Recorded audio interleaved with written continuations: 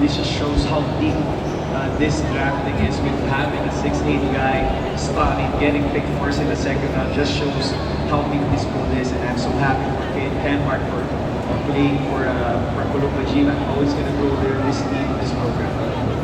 I think he'd be another big man, another young big man, Isaac. So now you have two twin towers who can really protect the paint for you. He's a good shot blocker. Honestly, he's been continuing to develop his game and improve as a player. He's had some experience playing overseas. He's played in the other leagues here also. So hopefully by now he'll be ready to make an impact right away in the PBA. Of course, being the first overall pick of the second round, every year we call this the venture del Rosario pick. It should be promising to Anthony Ken Marcarino, and he's not going to be talking about today. Ken Marcarino is headed to the therapy regime. Ken Mark, what does this achievement mean to you? Siyempre sa bang special mo siya, pangarap mo mula ng bata mga kaya tayo na dito na ako. Because I had the opportunity na pinili ako very much. Alright, I'm sure may gusto kang batiin or pasalamatan.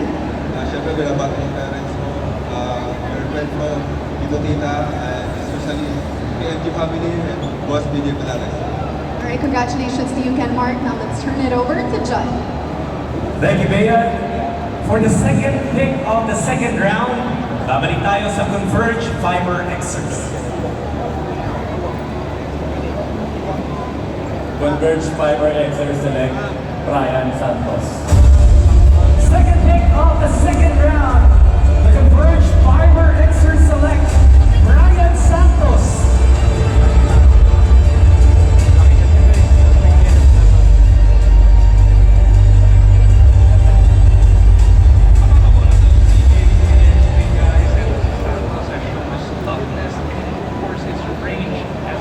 He has agility, he can shoot well, he has the length of the defend, and I'm sure with the confidence that Coach Alvin Ivan given Brian Santos, this will be somebody that's going to help itong Fiber Xers. I'd like to mention Brian Santos. I think that's something that the Verge has been really looking for, a guy who can defend multiple positions.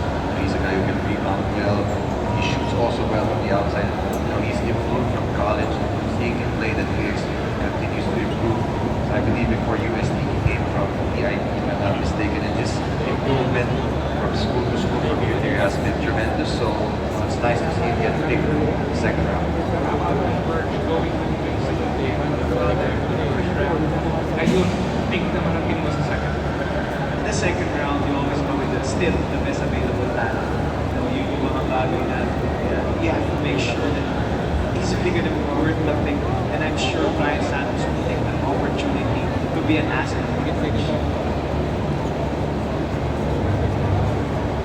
Brian Santos holding, heading over to the Converge Fiber Xers.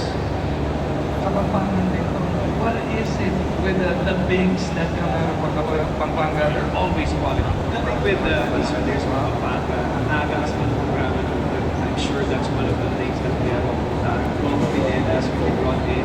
Pagkamahagan pa lang yung tingin exposure, not only in Pampanga, but also here in Manila.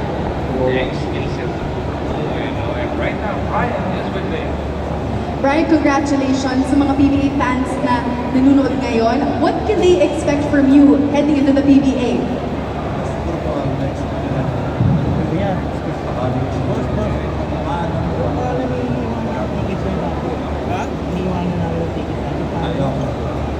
As every PBA player, I'm sure may mga nag-inspire sa'yo or motivated you to get to this dream. Sino ba yung mga tao na yun? Alright, congratulations to you. Now let's turn it over to John. Thank you, Bea.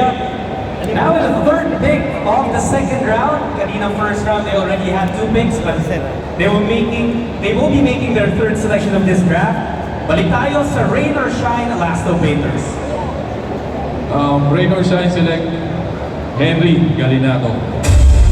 A product of the University of the Philippines, Henry Galinato is the third pick of the second round of the PBA Gatorade Draft Season 48. He goes to Rain or Shine.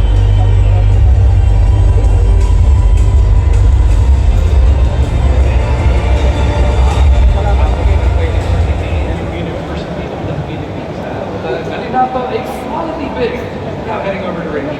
He has size, he's very athletic. Obviously, UP was playing behind Xavier Lucero, who was picked first round. Very important to you. But this guy's a physical specimen too, and it seems like Raiderside has been looking to stock up on their front line, getting as much size as possible. He's pretty athletic. I've seen him knock like crazy, rebound the ball really well. He's strong. I think that's another good addition to Raider. They've got Villegas, they've got Dato, now they get Galinato. That's gonna be a solid pickup from Raynor Shine. Alam naman natin, walang Sheilas before he's building this program. Nakita rin natin yung excitement ni Bo Belga nang makita si Galinato. Kasi nga naman isang sa mga players that I'm sure is gonna learn from Bo. May kabanggaan na si Bo sa extra place incorporate partners. Dito kay Big Bo, but you mentioned it, ito si Galinato, he's been backed up, but he's got a lot of promise heading into this brand new season as we move on to the 6th overall pick. Pang-apat daw sa ating second round with John. Thank you, Magoo. Now, we move on to the 4th pick of the second round. Ang pipili ko ay ang Phoenix Super LPG Fuel Masters. With the 4th pick of the second round, the Phoenix Super LPG Fuel Masters select Rafi Verano. Rafi Verano, we soared high as a Blue Eagle. Now moving forward, as the 4th pick of the second round, he goes to the Phoenix Super LPG Fuel Masters.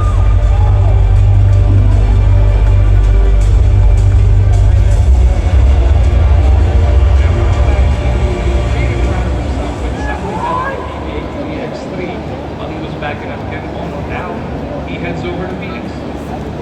He's a really good player, high IQ guy, works hard, great shooter. He's one of those leaders also. He's like a cool guy who can really lift his teammates up. And those are the type of players that Coach Jamaica likes. Obviously, he has a forward teammate in Tyler Theo also called out his name. I think he's a great addition to Phoenix. I think he'll get to play there. He'll give them some size at that wing spot and good shooting. Yeah, you know when you get a player, some coach, you want to have somebody who's gonna make your life easier, and I'm sure that's one of the things that Coach Jamai took factor in picking. Itong si Rafi Verano. I'm sure Coach John Asimo also has something to say about it because he used to be his former player sa Ateneo. So alam naman natin yung upside na ibibigay nito si Rafi Verano. Should be interesting times coming up dito sa Phoenix. They ain't done yet in the second round. Back-to-back picks though. Para dito sa Phoenix, Jeff, ikaw na. Yep, that's right. We'll move back-to-back picks. For Phoenix, so now they will be making the 5th pick in the second round. Go ahead, Ty. With the 5th pick of the second round, the Phoenix Super LPG Fuel Masters select Richie Rivero. From one Blue Eagle, this time the former Green Archer and Viking Maroon. Richie Rivero goes to the Phoenix Super LPG Fuel Masters. That's the 5th pick of the second round.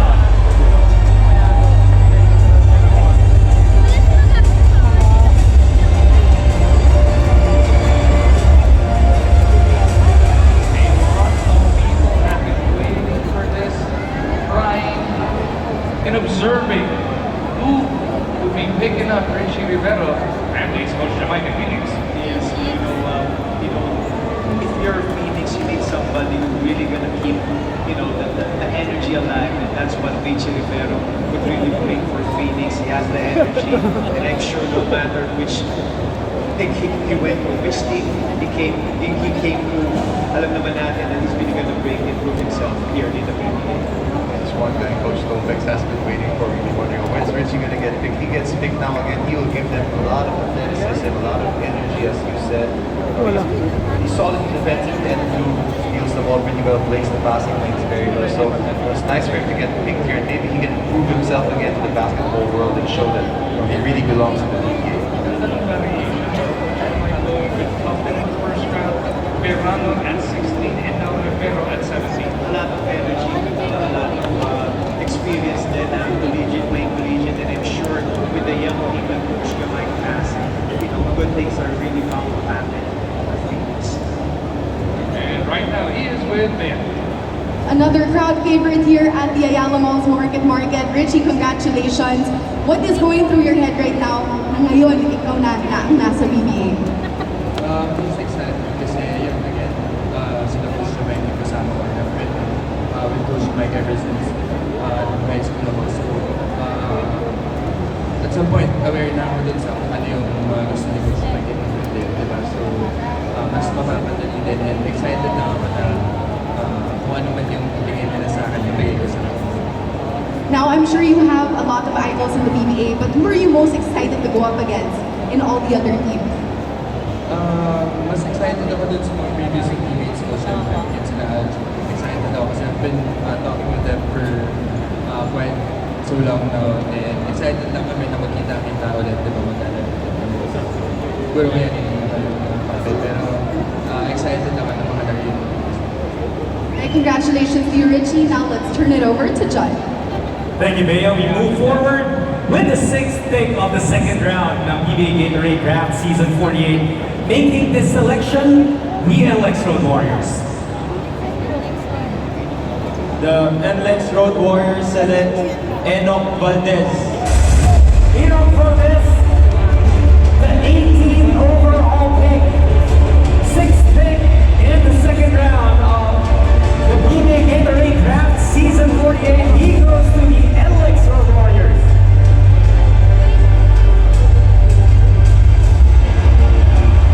From the Life Team program, Enoch Valdez, now part of the PBA. So happy for Enoch. He's really impressed a lot of coaches, even on the combine. And nung nagkaroon siya ng chances to visit a couple of teams, he's really going to show a lot of promise. I'm sure that Coach Frankie is going to be excited to have Enoch Valdez in his lineup. Can I just say on a personal note, I wish he signs with him next because we're about to play him next week in the NCAA. But this guy is really good. You know, CJ Perez was the baby beast to Calvin Abueva. This guy's like a mini CJ Perez in that sense. Really physical, athletic. Can play 2, 3, 4 at least in college. But he's been improving his game. He's been working on his outside shot. He gives a lot of energy and athleticism. And I think the NLEX will love the way he plays. And again, another hard-nosed player for Coach Frankie. Baby-beast na pagsunod ng baby si Jason. So Valdez, you see him all smiles at the maganda dyan. Everybody else on that spot looking forward to really playing with that young man. As we now move on to the next pick, it is going to be converged once again, John. Yep, picking seventh in the second round of this draft, we turn it over to the Converge Fiber Xers. For the seventh pick of the second round, Converge Fiber Xers pick John Luis de los Santos.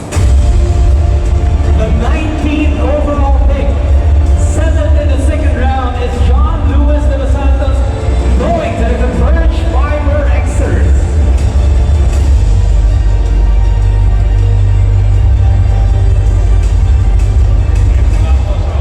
Next up, first three, John De Los Santos. Moving now to the Converge Fibers. I was talking to team manager Jacob Lau, and he was just raving about JL De Los Santos and his workouts with Converge, like a really solid player, all-around guy. I know he plays for JRU still. I'm hoping he doesn't play anymore, but again, he's also been producing even in the MPBL. He's a solid all-around guard who rebounds really well for his size. He really impressed him in the workout, and I think it kind of surprised them too, but that's why they're taking him here right now. Been following the NCAA for a while now, coaching and commentating. And one of the things that I've seen, yung nag-grow ng mabilis is itong si JL De Los Santos. He's confident with his decision making, and I'm sure that's one of the things that Coach Alvin Ayo has seen in him. And I'm sure he's really somebody who could also defend. He could also press, and most importantly, he has the confidence to shoot. The Converge Fiber Xers going with a point guard here. That after going for Winston and Andrade in the first round, and then Ryan Santos a little earlier on here in the second. Up next, we head back to the Blackwater Bossing Jet. With the 8th pick of the second round, 20th overall para sa PBA Gatorade Draft Season 48, balikan natin ang Blackwater Bossing. With the 8th pick of the second round, the Blackwater Boston select James Quezate, last. James Quezate of the San Pedro Red Lions goes to the Blackwater Bossing as the 8th pick of the second round here at the PBA Gatorade Season 48 draft. 6'4" out of the San Pedro Red Lions stable. Pinili nila Coach Jeff Carriazo kasi Quezate should be an interesting move. Yeah, James Quegate has proven to be a warrior. He's played for San Pedro. He's really a solid guy. And he's a good character guy. And that's why I'm sure one of the characters or one of the things that Coach Jeff Carriazo is looking for in a player. He's got great shooting too. He's an explosive player, quick first step, able to drive to the basket too. Plays hard also. It's a nice pick for Blackwater to get displayed in the second round. He was one of the best guards of the whole NCAA season last year. The second pick for this crop, mula dito sa Blackwater Bossing, Christian Levin in the first round, and Quezate in the second round. As Coach Jeff tries to build that lineup. Yeah, he wants somebody who will score. He's a guard who could attack. He has a lot of experience. He plays in a couple of championships. So again, for a coach that's really rebuilding the program, one of the choices, kudos to Coach Jeff Carriazo for being And right now, he is with his band. James, congratulations. You're now with the Blackwater Bossings. How does it feel to be part of that team and to be mentored under Coach Jeff Carriazo? Honestly, it's a good feeling. I got drafted. Can't wait. Now, a lot of the PBA players, of course, they all have their motivations to continue their PBA journey. What is yours? Mine is honestly, I gotta thank God first. And honestly, keep pushing. All right, congratulations to you, James. Now let's turn it over to Johnny. Maraming salamat, Bea. 20 picks have been made in this draft. 20 individuals have seen their dreams come true dito sa market. We have 4 more in the second round para sa 9th pick of the second round. Puntahan natin ang NLEX Road Warriors.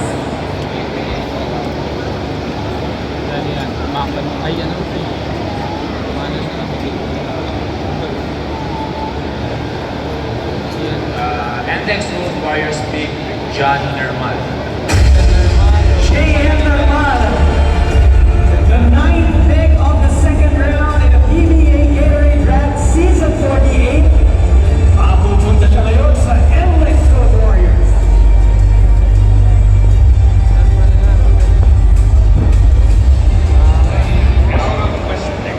First name, J.M. Dermala. At 6'3", now headed to NLEX.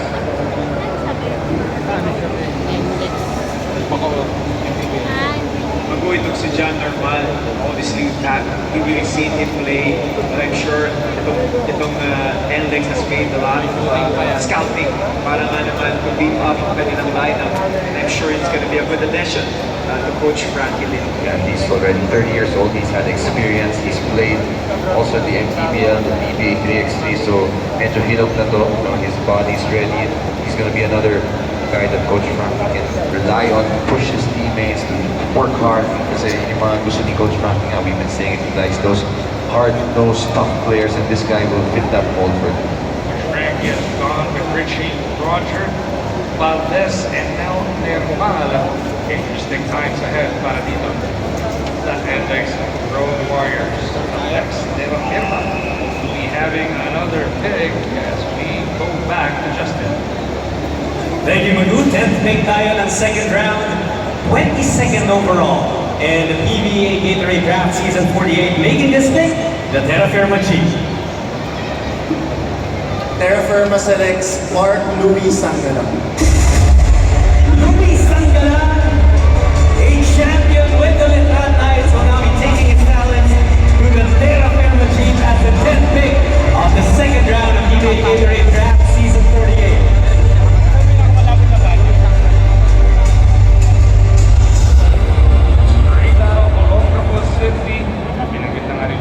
Galing sa Colegio de San Juan de Letran, Mark Sangalang, heading over to Terra Firma. Mark Sangalang is really somebody gonna help itong Terra Firma. I'm sure mas maraming masasabi itong si Coach Charles, so I'll turn it over to him. Oh, wala yung natalo sa kanila eh. No, but Sanggalang is a really good player. I'm actually surprised that he went this late. No, he's one of the best big men to me in terms of skill. Obviously, he's a little bit, maybe you could say, undersized as a center in the PBA, but I do believe he can transition to the forward spot. You know, he can post up, he can shoot from the outside, he can rebound, and he's a winner. More importantly, he's tough. Those are the type of guys that will succeed in the PBA, so I think it's a great thing for the Firma. And yun nga, binanggit na ni Coach Charles. At 6'4", you might be a little undersized. For that 5 spot, how tough is it going to be for him? What he lacks in height, and I'm sure he's gonna have it with his skill set. He's a smart player. Kaliwete din also medyo kontrapelo to sa depensa na usually. And, you know, he's been through a lot of battles in Hong Ang laking bagay din, especially, you know, having the experience to win back-to-back championships with the Trans. So I'm sure that's one thing that itong si Louie Sanggalang would really be excited to bring over to Terra Firma G. Deep into the second round now, Barangay Ginebra San Miguel will be making their first selection of the Season 48 draft. Tama ka, Magud. With the 11th pick of the second round, it will be this team's first selection in this draft. We turn it over to Barangay Ginebra San Miguel. Barangay Ginebra takes Luis Rafael Pu. Ralph Gu stays home in Ginebra after playing for their PBA 3x3 team. He gets drafted into their 5-on-5 squad as the 11th pick of the second round of PBA Gatorade Draft Season 48. Gotta love it, Ralph Gu has got at Barangay Ginebra San Miguel. Pinag-usapan natin pinag si Joseph Dario earning his stripes and getting an opportunity to play for Magnolia. Now, it's Ralph Gu's turn. He's been there for a while, a product of Coach Kurt, and I'm sure he really earned his stripes now representing Barangay Ginebra in their 5x5. It's always great to see a guy work his way up. This guy has paid his shoes there. You know, he's played well at the PBA 3x3, even the draft combine. He was part of that mythical team. He has size at 6'4", and then he can shoot from outside. He can play forward spot in the PBA. He also got his chance at the PBA on tour. And I'm personally happy because he's the guy from my high school, so it's nice to see a fellow Xaverian. And you know, congratulations to Ralph. And I hope he will get some run into it never. We were talking about Nathan during the PBA on tour. He was hoping that their 3x3 guys wouldn't be drafted by anybody else. Kasi alam na nila yung work ethic ng Familiarities with the big team, just like what we mentioned earlier. Ito man si Ralph was with Coach Kurt earlier, so a product of with Coach Kurt is really going to give you a lot of confidence coming here into sa PBA. Ralph Gu, formerly of De La Salle University, and of course the Barangay Ginebra team over at the PBA 3x3, is now part of their main squad and will be chopping it up with this man. Congratulations to you, Ralph. Now, we all know that you also joined Barangay Ginebra for the PBA on tour and also the 3x3. How does it feel that you will finally be reunited with a lot of the coaching staff and former teammates? Very excited, syempre. Matagal ko na rin sila kasama and just excited to learn from the veterans and coaches. Speaking of veterans, is there anybody in the Barangay Ginebra team that you were most excited to be with? Syempre si Justin Brown din. I want to learn from him. All right, thank you so much. Congratulations, Ralph. Now we are ready for the next pick. Closing out our second round with the 12th pick of the second round, 24th overall. Let's turn it over to the Rain or Shine last of names. Rain or Shine last debaters select Adrian Lowe. Adrian Lowe, the pick 12th overall. In the second round, that is, and 24th overall by the Rain or Shine Elasto Painters.